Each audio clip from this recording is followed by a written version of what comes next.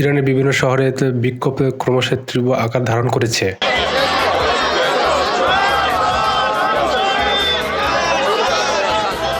পরিস্থিতি যে কোনো মুহূর্তে বদলে যেতে পারে বলে আশঙ্কা প্রকাশ করেছে। ইতিমধ্যে বিক্ষোভকারীদের সঙ্গে নিরাপত্তা বাহিনীর সংঘর্ষ, ব্যাপক কড়াকড়ি, গ্রেপ্তার ও আহতদের সংখ্যা বেড়েছে। এই অনিশ্চয়তা ও রাজনৈতিক অস্থিরতার পটভূমিতে মার্কিন প্রশাসন তাদের নাগরিকদের প্রতি স্পষ্ট বার্তা দিয়েছেন, এখনই ইরান ত্যাগ করুন। ইরানের নিরাপত্তা বাড়ানোর অংশ হিসেবে সরকার রাস্তাঘাট, চেকপোস্ট বৃদ্ধি, যানবাহন চলাচলের বাধা, হঠাৎ রুট পরিবর্তন এবং মতো ব্যবস্থা গ্রহণ করেছে। দেশ জুড়ে ইন্টারনেট নিয়ন্ত্রণ আরও কঠোর করা হয়েছে।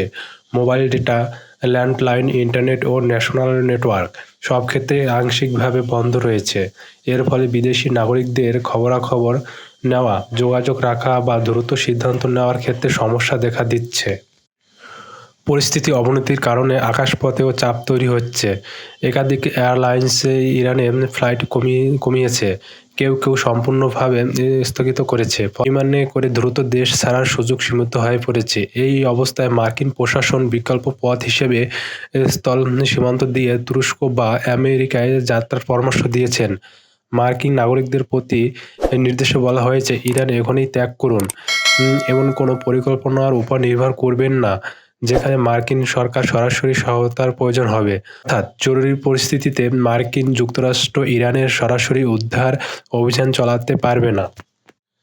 যারা আপাতত দেশ ছাড়তে সক্ষম নন তাদের যথাসম্ভব নিরাপদ স্থানে আশ্রয় নিতে বলা হয়েছে। নিজ বাসস্থানে নিরাপদ কক্ষ বা নিকটবর্তী কোনো নিরাপদ জায়গা বেছে নিতে হবে। অত্যন্ত কয়েকদিনই প্রয়োজনীয় খাদ্য, জল, ওষুধ ও ব্যান্ডেজ, ব্যক্তিগত ব্যবহারের জিনিসপত্র ও জরুরি যোগাযোগের উপকরণের সঙ্গে রাখতে হবে। এছাড়া বিক্ষোভ বা মিছিল এড়িয়ে চলা, পরিচয় প্রকাশ না করা, প্রয়োজন ছাড়া রাস্তায় না বের হওয়া ও নিরাপত্তা বাহিনীর অবস্থান বা চেকপোস্টের ছবি না তোলার পরামর্শ দেওয়া হয়েছে। নাগরিকদের বলা হচ্ছে, পরিস্থিতির পর্যবেক্ষণ,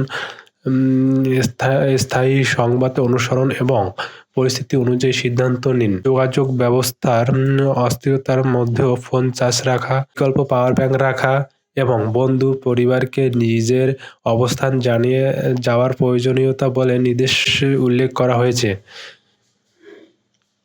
কারণ অনিশ্চিত পরিস্থিতিতে যোগাযোগই হতে পারে বেঁচে থাকার ও নিরাপদে বেরিয়ে আসার সবচেয়ে গুরুত্বপূর্ণ মাধ্যম। সংক্ষেপে বলা যায়, ইরানের অভ্যন্তরীণ নিরাপত্তা সংকট যে দ্রুত সমাধান হবে এমন ইঙ্গিত এখনও নেই, বরং ঝুঁকি প্রতিদিনই বাড়ছে। এই কারণে মার্কিন প্রশাসনের বার্তা খুবই স্পষ্ট, ঝুঁকি নেবেন না, অতিবিলম্বে ইরান ত্যাগ করুন।